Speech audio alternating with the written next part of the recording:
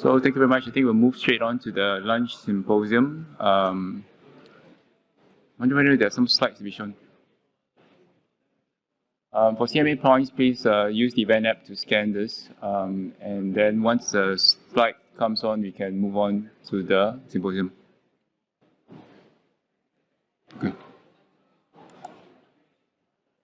Okay, so I just, in the interest of time, I'll just begin. So the purpose of this case sharing symposium really is to look at how to manage cardiovascular risk in patients, prostate cancer patients treated with androgen deprivation, and whether or not there is any difference between the use of GnRH agonists and antagonists. Hopefully this symposium ignites a cross-disciplinary discussion on real cases, and we have a panel of experts here, urologists as well as cardiologists or oncocardiologists, to share cases with us and see how we can manage these real-life cases that we might see in the clinic. Hopefully we can draw some practical messages and lessons for all the attendees of this session. So the agenda for this, basically, we are running late, so hopefully we can catch up. Welcome introduction as well as to the panelists, and then there will be two cases to be shared, and then a bit of Q&A at the end of it. So why this is important is that background of cardiovascular risk assessment is actually important to support how we treat our prostate cancer patients. A lot of them, these patients that we see are elderly and they all have cardiovascular risk. So as treatment management improves, these patients are living longer, we need to be mindful of how this will impact their other medical problems.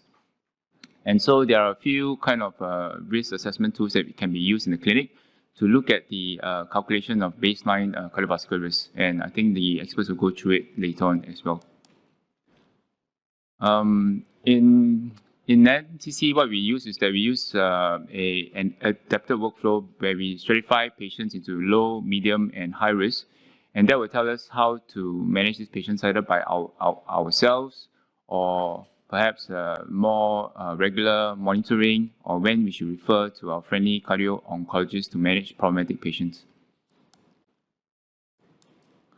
So I work in a National Cancer Center. I'm a radiation oncologist. My interest is in prostate cancer. And we have a panel of experts. Dr. Tan Yi-Ling is a consultant at the National University Heart Center. She has expertise as well in general on cardiology, echocardiology, and also interested in cardio-oncology, which is actually a growing field in cardiology. Spent some time in the Royal Brompton Hospital in London, and active in medical education and holds joint appointments in NUS as well as the cardiology senior residency program. Dr. Christopher Koo is also a consultant at the National University Heart Center, and again he graduated in London and then went on to have a master's in medicine. Internal medicine, and his research interests are focused on coronary artery disease. Again, he'll be sharing some cases with us. Dr. Alvin Wong is a medical oncologist with NUH. He now serves as a senior consultant, and he did laboratory stint in Johns Hopkins. And he's an expert in managing metastatic prostate cancer patients. And again, he will have lots of tips for us on how NUH cross-disciplinary management of such patients. Dr. Yang Mai Lung is a urologist at the Changi General Hospital. Again, he completed his residency training, and in fact, he was awarded the Singapore Outstanding Resident Award. Again, he manages prostate cancer patients within a multidisciplinary clinic in Changi General Hospital. I'm just going to go quickly through. So 1 in 3 patients in prostate cancer will have pre-existing cardiovascular risk. That's why these are the patients we need to look out for. After prostate cancer, patients often die from other problems such as cardiovascular disease. And when we put patients on long-term androgen deprivation, especially for high-risk prostate cancer patients, they will cause multiple serious side effects, which we need to be mindful of. And there are some studies looking at difference between the use of GnRH agonists and antagonists. And some show that one type may actually be better at reducing the risk of cardiovascular issues. This study basically shows that if you use antagonists, potentially there will be around 50% reduction in risk. And again, these are all the various papers that supports this. So I'm just going to cut straight in the interest of time to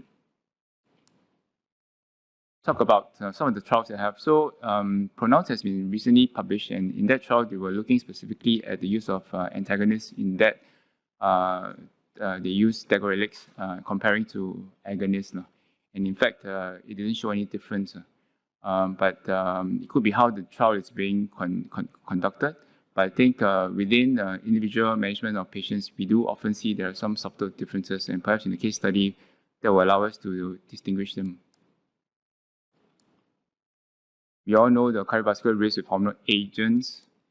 And again, this is what we use in NCC, where we modify the ASCVD risk estimator plus. So what happens is that we are able to input some of the risk factors and then generate a cardiovascular risk for our patients to help us determine how close we need to monitor these patients.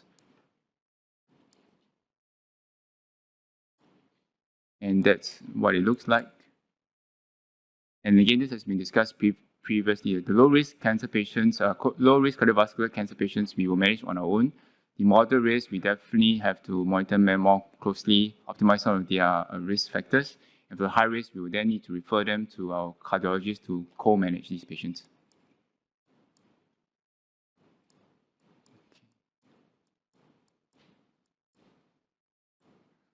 Okay, I'm just going to skip to the next part, which is to allow our next speaker to share his case study.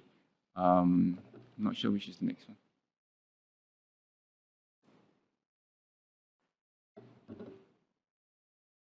Which is the next section? Can we switch over to Dr. Alvin Wong, who will be sharing one case study? He will be joining us virtually.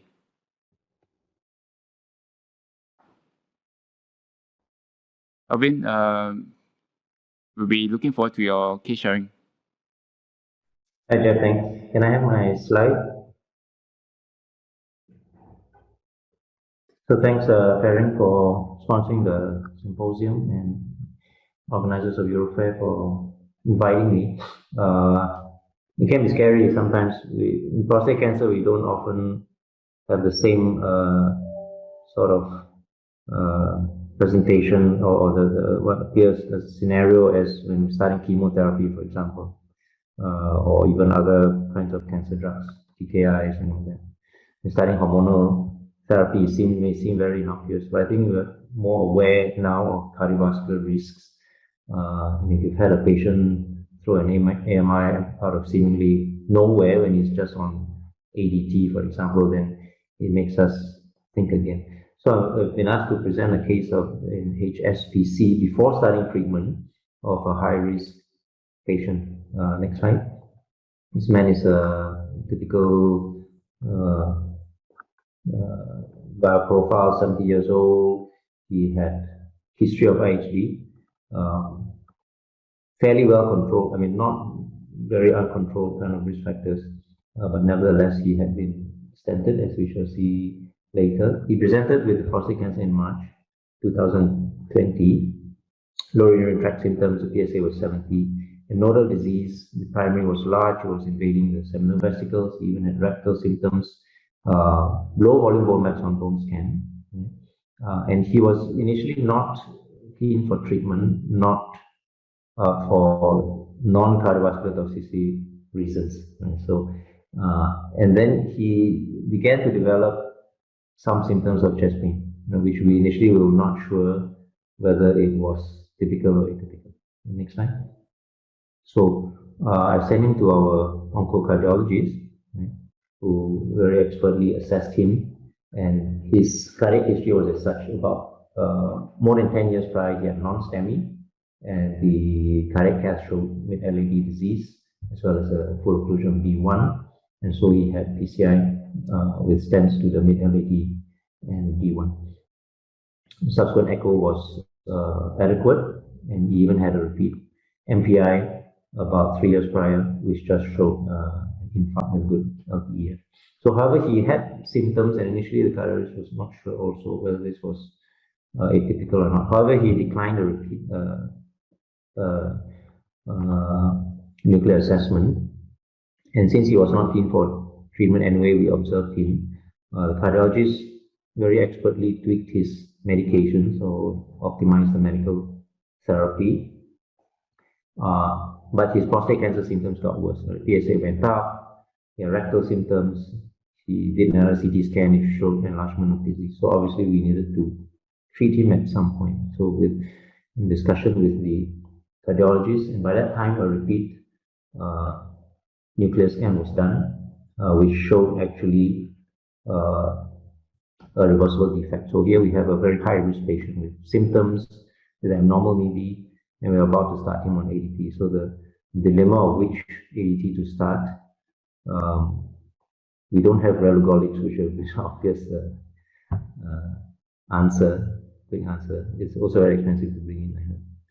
Okay, so we use degarelix. We started him, we counseled him, we discussed with cardio-oncology, we explained the risk, and we chose what might have been the safer option, although the evidence is mixed and not fully direct.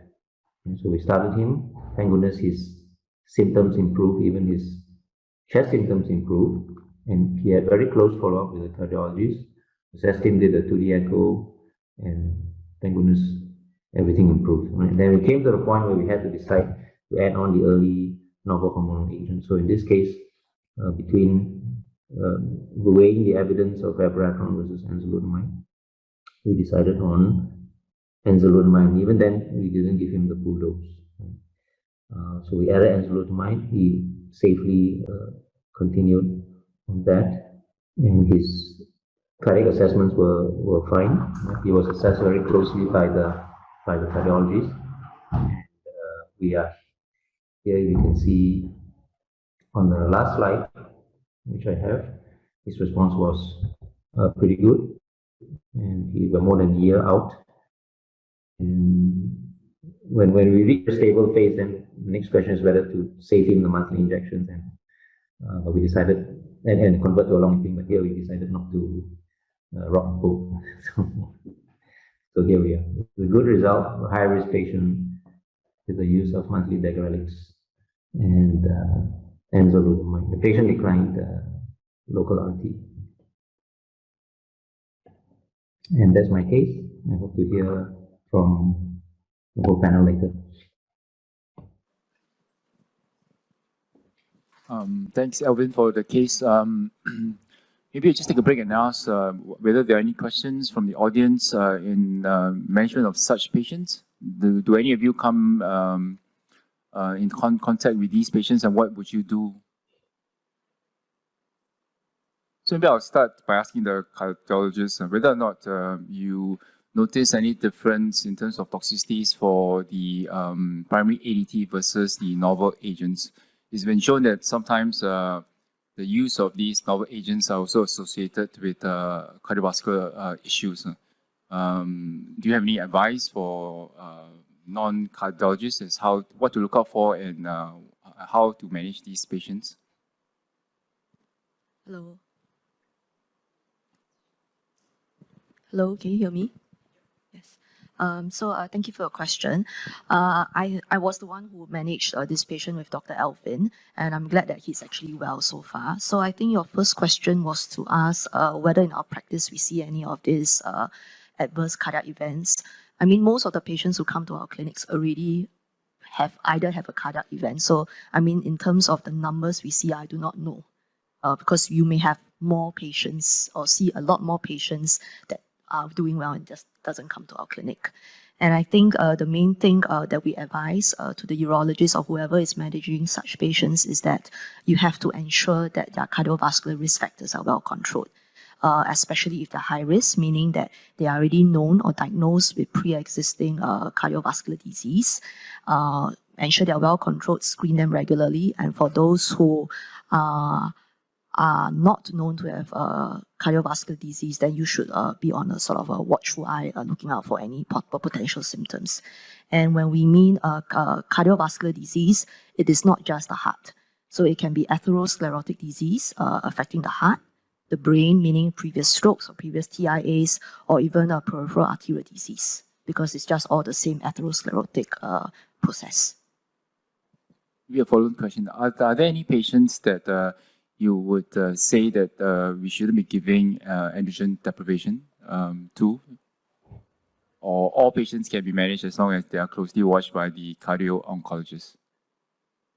I mean, that's a very difficult question to answer, but my main sort of rationale of treating patients with cancer is that you have to treat the cancer, because if you don't treat it, they will ultimately die from the cancer or get very severe complications.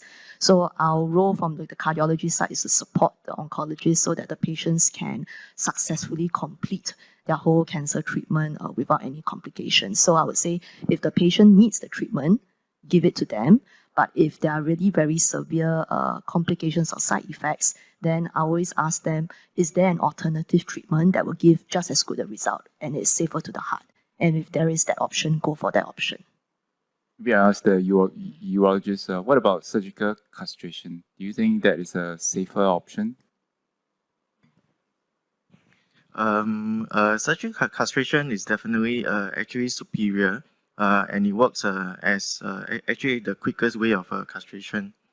The issues is if the patient is actually at risk of developing cardiovascular side effect from ADT alone, I'm afraid that he may be also at risk of going for surgery, especially if we have to do the surgery under general anesthesia. Yeah, so, and nowadays, with antagonists and agonists, so many options, most of our men don't like to go for surgical castration unless they have no choice. Yeah, maybe just a follow-on question to Alvin. You mentioned about enzalutamide. Are you concerned about cardiovascular risk with the use of these novel agents? Do you think that is additive? Yeah, so most of the big trials have some exclusion in terms of a recent vascular event. So we don't know if we have very high-risk patients, they may not fall into the data given by the trial outcomes. In retrospective analysis, it seems that there is less of cardiovascular events with the androgen receptor blockers compared to abiraterone. And even among the different androgen receptor blockers, there are some which are safer than others, apparently. For example, there are lutamide and there are various mechanisms for this. So we do, for high-risk patients, we are careful. Abiraterone, for example, we try at least we have a baseline echo. Higher risk patients will get sometimes stress testing. And just to add on to the previous question about, of course, most of the time we have to treat the cancer, but there is an occasional patient that we may not have to treat the cancer. And those are sometimes prostate cancer incidentally discovered. And on occasion, a very elderly, frail patient, and even very high risk vascular disease, we may just watch the patient for a while. Okay, thanks for the answer. So we will get on to the second case. We have Dr. Yam to share his case with us.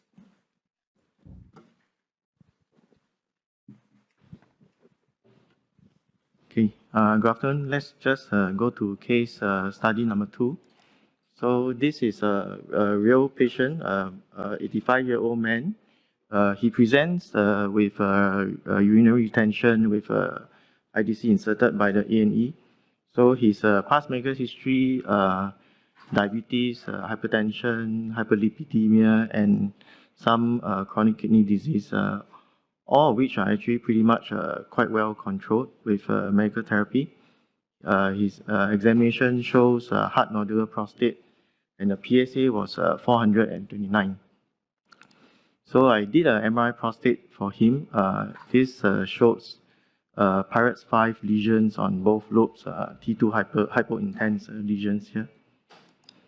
So he underwent TRUS biopsy, and the histology came back as Gleason 4+4 and ISUP grade group of 4. So he went on to undergo a staging scan with a CT, which is negative for METs. However, the bone scan actually did show 3 foci of intense uptake. So overall, my impression and diagnosis for him will be a T3 N0M1B prostate cancer, low volume disease. So we all agree that in such a patient, ADT is probably the cornerstone of the treatment. At this point of time, after discussion, he wasn't keen to start any abiraterone or secondary hormonal agent at the moment. So sometimes in my practice, I start the ADT and wait for the response in maybe 2 to 4 weeks before we discuss again. And he's quite old. He wasn't keen for chemotherapy or radiotherapy. So at this point, we just want to ask what is the ADT of choice if this is your patient. We have agonist, antagonist, or do we still use bicalutamide as a monotherapy? Or do we go for simple orchidectomy for this patient? I think in the interest of time, we won't do the poll. I discussed with the patient and the family. I think his main concern is that he did not want to come back for a monthly injection. And he was also quite old, and his bone scan didn't show extensive bony metastasis. So overall, he decided to go for agonist at this point. So in September last year, he was started on bicalutamide, which was followed by Zoladex. 3 months later, I gave him a second dose of Zoladex. And however, in January this year, he was admitted for NSTEMI. So he was started on medical therapy as well as dual antiplatelets. Same month, he was readmitted for heart failure. So at this point, when I saw him in March, I was after knowing that he has this acute coronary event, my options at that point of time is whether do I continue Zoladex, or should I change to another agonist, or should I now tell the patient to change to antagonist with the so-called safer ADT in terms of cardiovascular risk, or offer him orchidectomy, but bearing in mind he just recently had NSTEMI, or should we just stop ADT altogether and give him best supportive care? So eventually the family agreed, and we changed to antagonist. In such cases, in my practice, I do not kind of restart the whole regime of the loading dose. So I will actually just start with Digrelix 80 mg monthly. So cause I have I've done such a practice for similar patients, and I tested their testosterone. Usually they are already well castrated. So actually I found that it's not necessary to actually give the 240 mg at this point. So his PSA trend was 429, came down to 77, came down to 3. The latest, it rose a little bit to 4.7, with the testosterone still remain well castrated. His lower urinary tract symptoms are quite well controlled. He was able to avoid. So on hindsight, I went back to actually did this cardiac risk calculation, put in the numbers, and basically there are a few challenges that I found. First is some of this calculator actually is not valid for Asian population. And age actually is has to be less than 75 or 79, depending on which calculator you use. So basically put in the numbers as best as I could. The risk of a 10-year disease is actually 48%, which is quite high.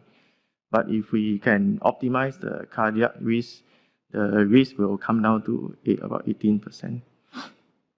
So I think this one is a bit of a challenging practice. You actually require some effort to do it, especially if you're not familiar. And usually we have 20 or 30 other patients sitting, outside your clinic. So I actually have to usually calculate all these numbers before we see the patient. So in summary, I think urologists nowadays, we need to be mindful of the potential side effects of ADT. We have to understand the different options that we have actually. And the use of a risk calculator may be useful, but it takes some effort, or simply the STEM acronym to screen. Of course, if in doubt, we can always refer to our friendly cardiologists. Yeah, so that's the end of my presentation. Thanks, Yam. So just gonna ask you the cardiology some questions. So for example, if you take a pause in the case when the patient has in the onset, would you recommend using an antagonist? How strongly would you recommend? That's the first question. Second question is that when the patient had the end STEMI, what will be your advice to us? Should we continue? Is there such thing as one drug is safer than the other? Should we optimize the patient first? That's certainly one possibility. So some real life advice for us. Hello. Yeah. Okay, sure. So, but I think before we start all this, I think the easiest way is to bring it. I think we want to make it practical to the urologist, because you don't want to know all these things about risk scores, which makes it very convoluted for you in your clinic. So I think the main question firstly is what kind of patient, before we even get there, I think the main question is who do you refer your patients in clinic that you see? So you have a lot of prostate cancer patients. The question is, are you actually going to go down the road of, calculating all these scores for everyone? And really, it's a really big hassle. So I think the main take-home message firstly from this symposium, I think, is that number one, I think all your prostate cancer patients need to have their cardiovascular risk factors either screened or managed. Okay, it can be by yourself, it can be by a primary physician, be it in the primary care, or it can be by their cardiologist. But the point is, someone has to do it. Okay, because if no one does it, you'll find that their subsequent risk of cardiac events are very high. Now, in your PRONOUNCE trial, which I think came out just recently, and I think that was probably the best trial in terms of trying to answer the questions between, the cardiac risk events between antagonist and an agonist. So those in the methodology of that trial, actually every patient with prostate cancer was actually referred to a cardiologist. And that's why actually the events were a lot lower. And maybe that's why you don't actually see the difference, that you see in other studies where one may be better than the other. Regardless, I know the trial was stopped early and whatever about the trial specifics, but I think the main focus really is that someone needs to screen for these factors and someone needs to do it. Okay, it may not be the urologist, it may not be the primary physician, but it has to be someone. So refer them out if you're not comfortable. Okay, now the problem with all these risk factor management is that it keeps changing. So I don't blame the urologist for knowing what the LDL target is for these patients, what the HbA1c target is for this patient, what the blood pressure target is for this patient. And should it really be under your jurisdiction? I don't know. And I don't think that's a discussion for today. But I think the main thing is that someone needs to do it. If you can refer it to the cardiologist, and if the cardiologist doesn't mind doing it within your institution, then go ahead. If you're in a private setting, I'm sure your cardiologist will be very happy to get these kind of referrals as well. But the main point is that someone with prostate cancer needs to have these cardiovascular risk factors assessed. So I think to answer the question, really, is one better than the other?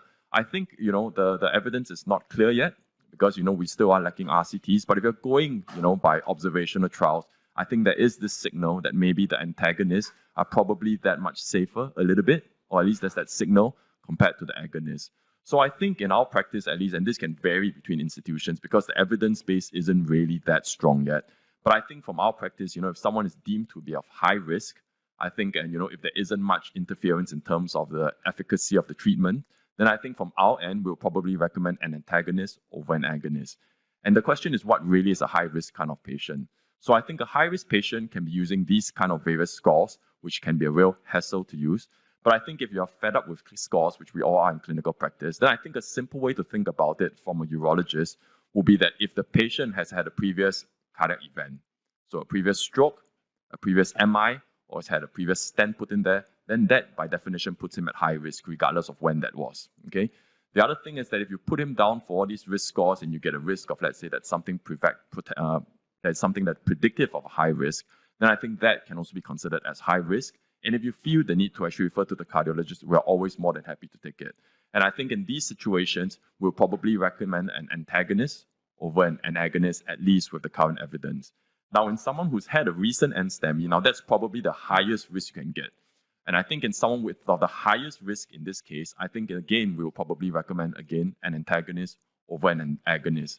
One question may be, how soon after an NSTEMI would you recommend resuming this kind of treatment? Don't really have an answer for you, but I think at least if you're looking at the trials within the PRONOUNCE trial, I think they excluded patients who had a recent MI event within 30 days of initiation of therapy. So I think, I think if it's something that can be held off, then we may say, hold off for 1 month, resume your treatment thereafter.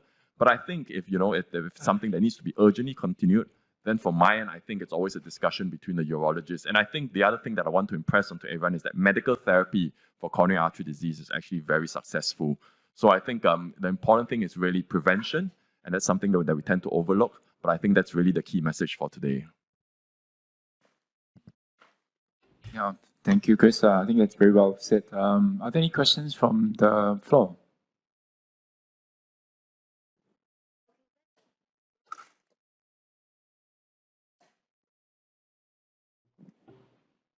Raj?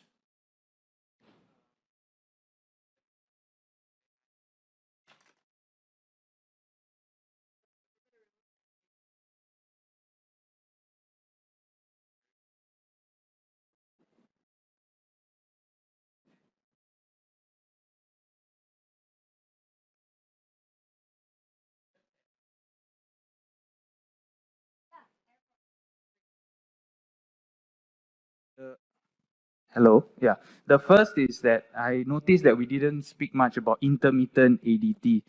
And we know that from studies done by Dr. Klotz, that intermittent ADT is almost equivalent to continuous ADT in terms of long-term outcomes and may actually provide a better side effect profile in certain group of patients. So whether something to consider rather than an ADT switch. Second is that regarding agonists and antagonists and the so-called differences between the two, as you have rightly pointed out, PRONOUNCE didn't come to a conclusive end. A lot of the preceding studies also, for example, the HERO trial and the Albertson study, were not with cardiovascular endpoints. These were just happened to be found off as part of efficacy analysis. We have actually done a study looking at PRONOUNCE, and we call it the mispronounced study, and it's been published. And it shows how the event rate was so low in these patients, and that's likely because they were so well optimized by cardiologists. And that will probably be why you can never really show a difference between both arms, because these patients are already so well managed in the first place. I think the jury is still out between which is better, agonist or antagonist. There's still no level 1 evidence, and we still await that. But yeah, so just these two things, intermittent ADT and the PRONOUNCE. Thanks. Okay, thanks, Raj. I think intermittent ADT is definitely one of the options. So, but you need to discuss with the patient and family. Yeah, and yeah, definitely, I think one of the options. In fact, one way that I usually sometimes do for some of these patients is if the PSA is actually very well suppressed, especially if they have any side effects, sometimes can just be like hot flushes and things like that. Then I just prolong the ADT duration a little bit, as it increase the interval. Or sometimes they get a so-called drug holiday, and then we restart when the PSA climbs up a little bit. And I think cardiovascular-wise, again, there's no level 1 evidence comparing intermittent versus continuous. But I think if you think about the proposed hypothesis about why there's a difference between antagonist and agonist, so I mean, no one knows what the real reason is, but I think some concepts are that the GnRH has receptors on the T cell lymphocytes as well. So there's this impression that by using an agonist, you're activating all the inflammatory cascade, and therefore that actually has seemed to be actually plaque inflammation. And that has been actually one of the pathophysiological ways why people think that the agonists are more harmful compared to the antagonists. Now, whether or not that makes a difference, whether they are continuously exposed or whether they are intermittently exposed, I don't think anyone really knows. But I think, again, it really depends on what the real pathophysiology is, and then we can really determine whether that would also make a difference in terms of the outcomes cardiovascularly wise. Maybe just one more question. Are you aware of any biomarkers that we can use to monitor patients? There have been some studies looking at certain blood tests that can be done. Can you comment on some of these and whether or not they are real or other than just monitoring the patient's physical profile? Yeah. Okay, so the main cardiac biomarkers that we have in cardiology and used in clinical practice are the troponins and also the NT-proBNP or just the BNP. Unfortunately, I think in most of the work that has been done on biomarkers in cancer patients are actually in breast cancer because these patients receive anthracyclines and also trastuzumab, which often cause heart failure, and that's where all these biomarkers come into play.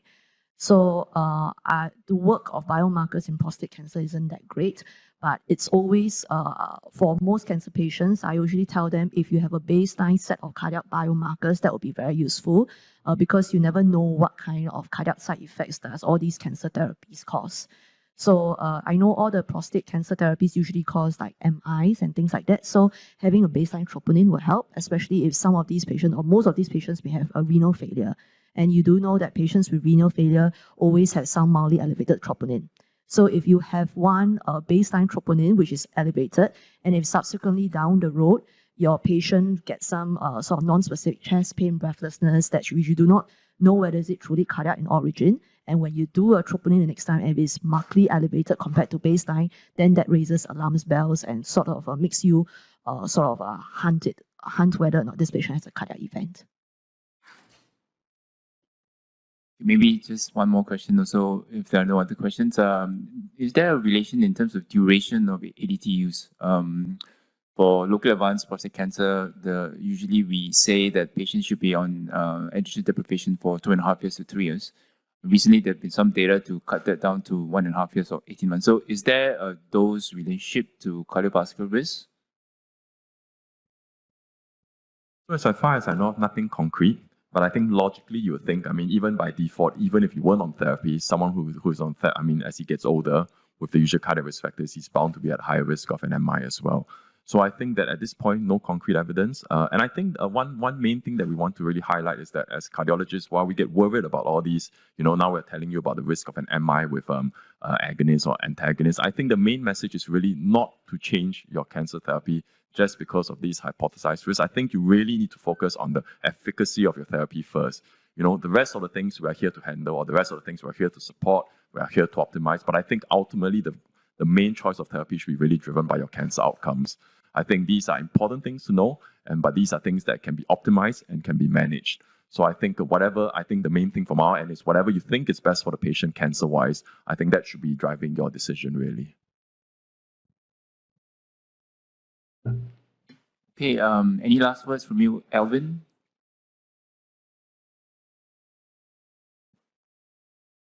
No, I just wanted to ask, the use of risk calculators, they're probably not validated in this setting, right? In the sense that we can't predict after we start treatment. That you have not been validated in cancer patients, let alone prostate cancer patients or cancer patients on active therapy, but they are actually put from the real life, the whole large population. So I think it can give you some inkling on the risk of these cancer patients that we see in clinic. Yeah. Okay, so it's almost 1 o'clock. So I think in the interest of time, we can close the session if it's all right, and then we can move on to the next one. Thank you for joining us for this lunch symposium.